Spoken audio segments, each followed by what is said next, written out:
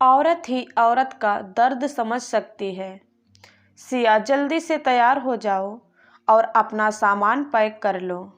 तुम अब 9 महीने अपने मायके में रहना, क्योंकि तुम माँ बनने वाली हो और तुम्हारी डिलीवरी तुम्हारे मायके में होगी। रत्ना जी ने अपनी बहू सिया से यह सब कहा तो सिया हैरान होकर अपनी सासू माँ से बोली, ये कैसा मजाक कर रही हैं माँ जी?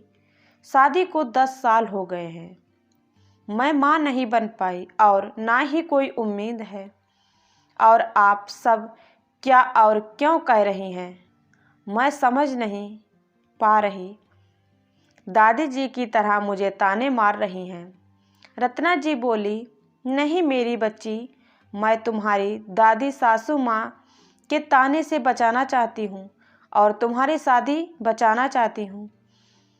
तुम्हारी दादी सासू माँ चाहती हैं कि तुम्हारे पति यानी मेरे बेटे की दूसरी शादी हो।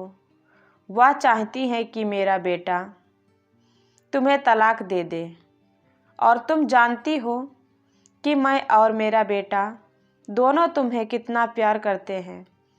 तुम मेरे बेटे की ज़िंदगी हो, उसकी खुशी हो, और मेरी बिटिया जायदा हो, बहू कम, और माँ जी तुम्हें बच्चा गोद भी नहीं लेने देगी, क्योंकि मैंने कई बार उनसे पूछा और उन्होंने मना कर दिया।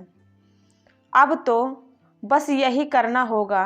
मैंने देव से भी पूछ लिया। सिया बोली, लेकिन मुझे कुछ समझ नहीं आ रहा माँ जी। रत्ना जी बोली, तुम्हारा मायका शिलांग में है, तुम वहाँ जाओ और वहीं रहना। दिल्ली से शिलांग बहुत दूर है और रिश्तेदारों से भी बहुत दूर, किसी को कानो कान खबर नहीं होगी। और वहाँ एक बाल आश्रम में मैंने बात कर ली है, वह 8 महीने बाद तुम्हें नवजात शिशु कन्या दे देंगे। किसी को कुछ पता नहीं चलेगा, और तुम कन्या के जन्म की खुशखबरी हमें देना। हम सब वहाँ आएंगे और ढोल बजा के साथ तुम्हें ले जाएंगे। सबकी नज़रों से तुम माँ बन जाओगी।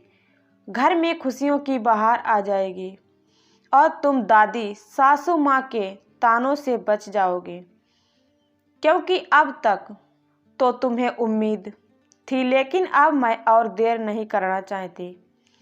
भगवान जी की ऐसी मर्जी, सिया बोली। लेकिन दादी जी मुझे जाने देंगे इतने महीनों के लिए?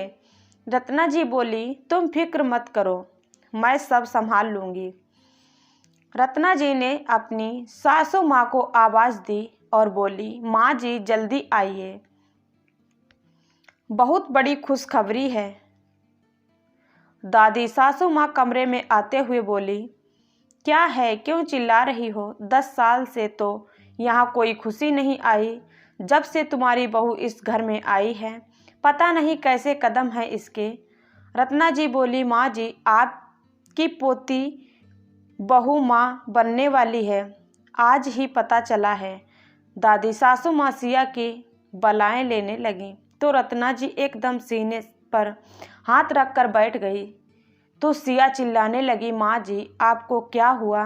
तो रत्ना जी बोली, मेरी तबीयत खराब लग रही है, मैं तेरा ध्यान नहीं रख पाऊंगी। अब इस वक्त मुझे सेवा की ज़रूरत है। ऐसा कर, तू अपने मायके चली जा, तेरी माँ तेरा ध्यान रखेगी। देव तुझे छोड़कर आएगा। डिलीवरी के बाद हम तुझे ले आएंगे, क्योंकि मेरी तबीयत ठीक नहीं है। माँ जी की भी सेवा करनी होती है। क्यों माँ जी, ठीक है ना? मैं भी अब बूढ़ी हो चली हूँ, अब इतनी ताकत नहीं है मुझ में कि अपनी बहू और अपनी सासू माँ दोनों की सेवा कर सकूं। इस व्यवस्था में तो इसकी माँ ही अच्छे से ध्यान रख सकती है, कोई नौकर भी नहीं। रत्ना जी सासू माँ ने सिया के मायके जाने की आज्ञा दे दी, क्योंकि उन्होंने तो परदादी बनना था। सिया सब समझ गई कि उसकी सासू माँ ने बीमारी का बहाना किया है। सिया सासू माँ के कमरे में आई और हाथ जोड़कर बोली, कौन कहेगा कि आप सासू माँ हैं, आप तो माँ से बढ़कर हैं। रत्ना जी बोली, माँ और सासू माँ को छोड़ो तो मैं हूँ एक औरत, औरत ही औरत का दर्द समझ सकती है। अगर माँ जी बच्चा गोद लेने को मना करती हैं तो मुझे यह सब ना करना पड़ता। तुम तैयार हो जाओ, मुझे अपने घर की नन्ही लक्ष्मी का इंतज़ार रहेगा और तैयारी भी करनी है उसके स्वागत की। सिया बोली, माँ जी बेटी ही क्यों? रत्ना जी बोली, सब बेटा ही गोद ले ले तो उन मासूम बच्चियों को कौन पूछेगा। सिया हतप्रभ सी खड़ी अपनी उच्च विचारों वाली सासू माँ को देख रही थी। दोस्तों, कहानी कैसी लगी ज़रूर बताएं। धन्यवाद।